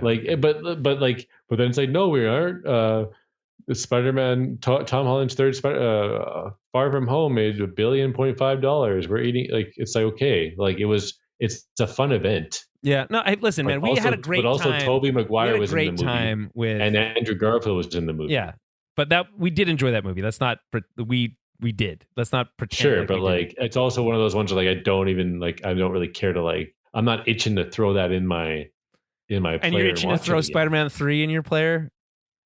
I did throw it in my, I did. Yeah. And I actually really enjoyed the first hour. Okay. I'm like, what were we expecting? It's Sam Raimi. It's his third movie. And he's black suit Spider-Man. That's cool. Yeah, the ones that tower scene's cool. Yeah, man. Yeah. I was eating up the first bit of that movie. It's once James Franco just really ruins the movie in my opinion. Yeah. Terrible actor. Has he ever been good in anything?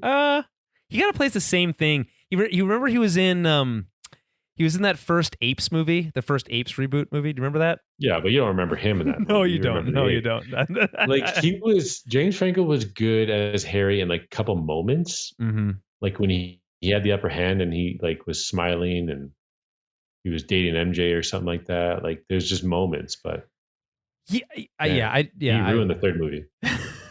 Well, what was your opinion of what's his name as Eddie Brock then?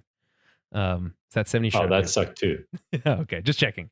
I liked how he was I guess he was just super overconfident and whatnot, but but again, we're coming from a place where we know the cartoon, which is the comics, so it's we're almost gatekeeping these characters to a certain degree, and that's what I found is happening with characters in some of these movies. So it's whatever, man.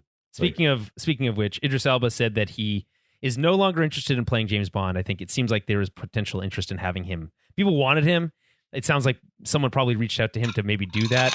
And then when that news came out, he said that racist fans turned him off the idea. So there you go.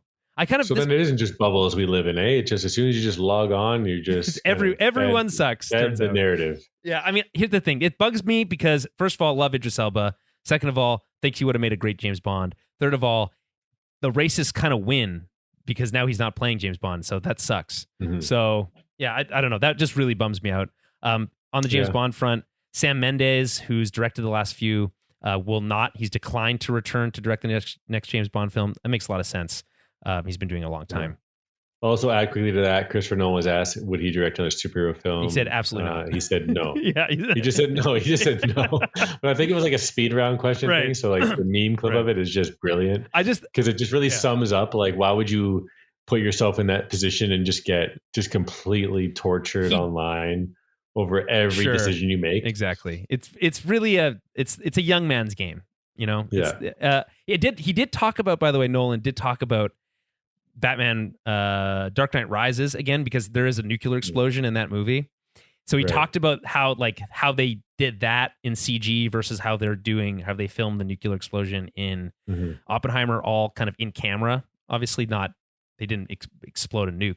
It's really interesting. Go watch some of the behind the scenes stuff. There's some YouTube featurettes and stuff. It's I love listening to Nolan talk. Yeah, he's really smart. Like, he talks about how they use the doesn't have a cell phone. He has a computer not connected to the internet where he writes his scripts. He hand delivers his scripts. He's literally living in like the 90s. Yeah, Chris Nolan is making art. According to Emily Blunt, Chris Nolan is a fan of the Fast and Furious movies and saying, you never hear him shit talk other people's movies, which by the way, I don't think that's true. I'm pretty sure we have heard him shit talk other people's movies. No, I think the latest one was that there was reports that he was upset that Barbie was released in the same weekend or something.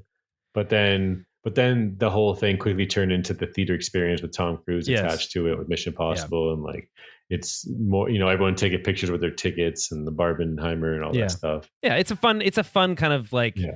Cultural event. But but I also love, in terms of like the Snyder like blame wars we see online, Nolan obviously handpicked Snyder for the DCEU, but he also recently mentioned him again along with JJ Abrams about like bouncing like throwing their movies, or like viewing each other's movies and whatnot, and like taking notes and whatnot. So I love when I hear the people who are actually like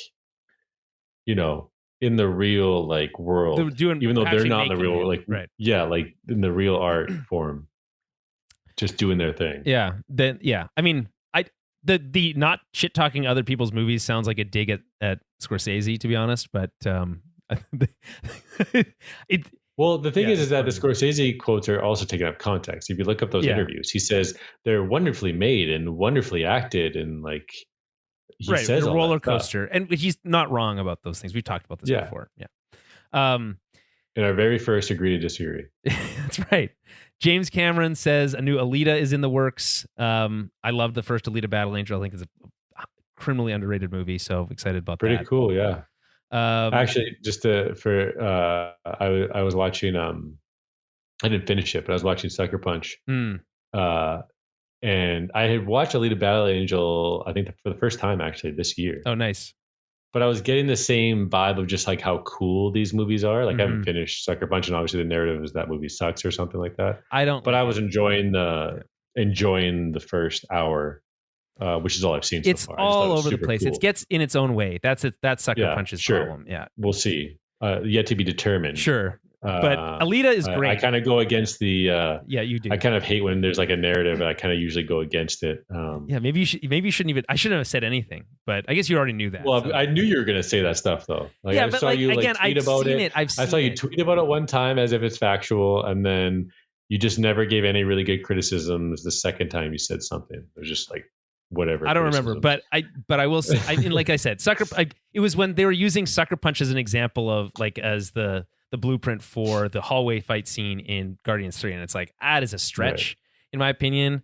And, not really, because if you look it up, there was the same fight choreographers in both. Okay, well, that's cool. But either way. Oh, boom.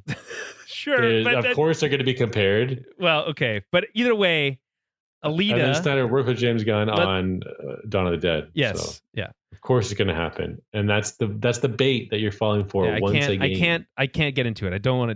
Don't let me do that. Just give me like. I'm trying to pull you out. Yeah, it's just not. It's not happening. We need a couple more years for you. I think. Then you'll be at that curve that we'll see. Because you're so far ahead of me. Yeah. You're excited about a new Alita. Oh, hell yeah. Yeah. Okay. Cool. So sick. I thought I don't know why. I mean, we never talked about it, but I thought Alita was so cool.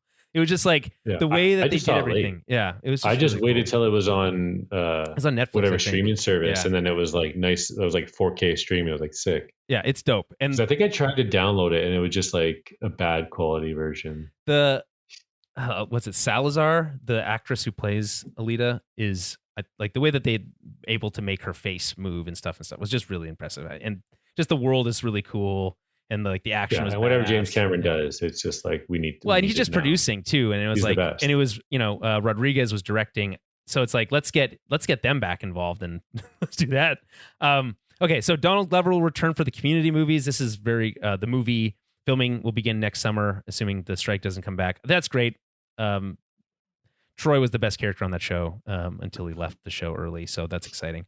28 Years Later, which is the potential third installment of the 28 Days Later franchise, is back in the news. Alex Garland, great all-time Oscar winner Alex Garland says he's finished the script. Danny Boyle is interested in directing or returning to direct. Obviously, he directed the first. I have the first two on DVD. Well, get those 4K Blu-rays ready. Yeah. And Cillian Murphy is down to return, so that's awesome. Although, I imagine this came mostly out of some sort of Oppenheimer press, but either way, that's really cool. Yeah, it did. Yeah. And then we don't have time to get into Emmy noms. Well, we owe you that. We never do. We always skipped it over the last few years. We always fine. Okay, but I will say, just for talking things that deserve Emmys, The Bear season 2 is the best show I've seen this year. It's unbelievable. Comes to you Canada. also have a Snyder Cut reference in one of their episodes in the first season. I don't remember that, but I do remember that doesn't matter, Jeremy. The Bear is so good. The Bear is so good. That's my goal. Is like to always mention Snyder stuff throughout all episodes. Yeah, I think it is now. It's kind of getting in the way. Anyway, I owe some commentary on Indiana Jones further than I thought it was great, because I did think it was a ton of fun. Maybe a little bit deeper on The Bear season 2, some impressions on Secret Invasion. I also watched Mission Impossible: Dead Reckoning Secret Part Invasion. 1. Wow. What a snooze fest. It is a little boring. It's so much worse than Andor. Kevin it's not even close. What are you thinking? They said that it was their version of Andor. And then Iger blames everyone for just creating too much shit. It's so crazy. That was that was before the strike, eh? He was saying that there's too much a few weeks ago now. Yeah. This idea that he just threw everybody else under the bus. I mean, I think there is some truth to that statement, though, to be honest, Jeremy. Yeah. So, but as the captain of the ship, it's just not a good look. And then, like you said, he turned into a villain as soon as he had the interview about unrealistic demands, and then his salary was brought up. Well, and I think they were contract renewal. That anonymous quote from that absolutely. They're saying it's Iger. I don't know. That seems awfully scary, like crazy. Perlman? Yes, he basically threatened him. Holy hell! He basically said, "I'll come to your house." It's just it was wild. it was like a clip out of what's that? Sons of Anarchy. Yes, exactly. I was just saying yes. What a 100%. great villain in that show. That is so. You're 100% right. He comes off as so genuinely terrifying in that clip. Yeah, where he's basically like, "Listen, we know who it is." He looks like a bulldog. Just his jowls. Yeah, everything about it. He's a scary dude. He's a really cool guy, but a scary dude. Oh boy. Yeah. Man, what a crazy time! What a crazy time to be alive. He only wants to do animation now, Guillermo. So yeah, sucks. Does it? Because it's a medium, Jeremy. I don't know if you heard. It's a medium. Okay. I like the other medium better. All right, fair enough.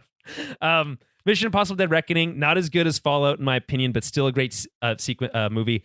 There is absolutely a whole sequence ripped out of Uncharted 2, Among Thieves, in this movie, and it's so badass, Jeremy. It just made me think of. First of all, we kind of liked the Uncharted movie for what it was. It was like fine, but. Pleasant surprise. In comparison to what is possible with a Tom Cruise movie and what they do with this train, spoilers, it's so fucking cool. So it just makes me even more upset that we never forget this duo, Christopher McQuarrie, Tom Cruise. They pitched a Green Lantern movie with Warner Brothers, and they turned it down. Said no. Christopher McQuarrie, he doesn't know how to make action movies, so they're like, no thanks. They said no on that one.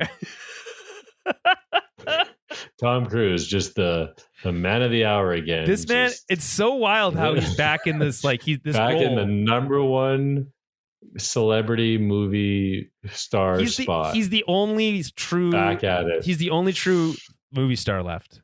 Like that's he lost the title, but he earned it back. Maverick, he took it back. Yeah, I think the Mission Impossible movies and then Maverick, it was like he's locked in. He's back, baby. Dialed in. Yeah, he's dialed in. Yeah. Dial of Destiny. No, that's different. Anyway, so we owe you a little bit more on that stuff. We'll come back on that in a couple weeks.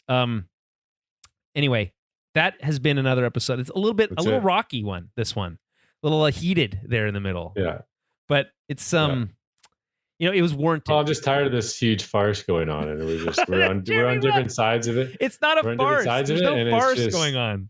We're on different sides of it. I had to just kind of lean into it for a bit. And okay, fair enough. I'm going to do some restructuring going forward, but if there's any feedback, let us know. What do you mean? What kind of restructuring? I don't know. We'll see. What do you mean? Oh, well, it's funny. Okay. We'll be back with some more TOB in the near future. In the meantime, things like Ahsoka is right around the corner, so look for the return of Rachel. Ahsoka who? Shut the fuck up. Swear to God. Ahsoka coming from Dave Filoni looked very hype. Dude, that's gonna bomb. Jeremy, no fucking way it will. No way. I'm very sorry for your Rebels your Star Wars your little Star Wars heart, but you're not excited. It's just not. You saw that shit. You saw that trailer for the second trailer, and you're like, no, not for me. Dude, they threw everything at the kitchen. They threw everything but the kitchen sink. And the kitchen sink in that trailer. Yeah, it's cool. There's a bunch of cool shit going on in there. I just don't know what people want anymore. That doesn't get you excited. I don't get it. I don't know. Anyway, that's coming soon. So Rachel will be back with me to do some weekly recaps of that. I would just say, I think it would be cool, like the Thrawn shit or whatever, but like just the Ahsoka is our lead in this. Yeah, I mean, for this show, I don't think there's a movie coming that's going to be the Thrawn ascendancy stuff. I don't think Ahsoka is going to be the lead of that movie, but we'll see. And there's going to be more Anakin, so look for more Anakin flashbacks in this movie, in the show too. So tune in just for that, at least. Yeah, de-age him properly this time. Well, yeah, they didn't even bother. They didn't even bother last time. And your boy Andor didn't really get nominated for much. I know that you know what did get nominated? I'm loving that. No, man, fuck that. Andor was good. That. What do you mean? No. Because that's all people who liked Andor kept talking about. It's so good. Best Star Wars we've had. It's like, what even happened in that show? What's so good about it? Oh, Jeremy, I don't even... Dude, I'm sorry. I just couldn't disagree with you more. It's great. What do you mean what happens in it? You can't even come up with anything. It's a story. It's a character study on a person, Andor specifically, being radicalized into the rebellion. It's fascinating. You do not know what a character... You've lost. What do you mean? Yes, it is. We deal with three significant major parts in his time in his life. Only three. In the first season, and there's a second season coming, that inform what the character becomes in Rogue One. So I just couldn't disagree with you more, Jeremy. Rogue One is great. Right. Sorry, Rogue One is great, and so is Andor. The Emmys agree with me. You know what they did? You know what they do? They nominated Obi-Wan for Best Limited Series, and that's crazy to me because despite liking most of that show, it is not good enough for that nomination. Andor deserved that, in my opinion, but maybe they didn't qualify for that category. Whatever. All right. Anyway, okay. I'm all worked up now, Jeremy. Thanks a lot. That was my goal. Well, it worked. All right, we'll be back soon with more. We'll talk to you then.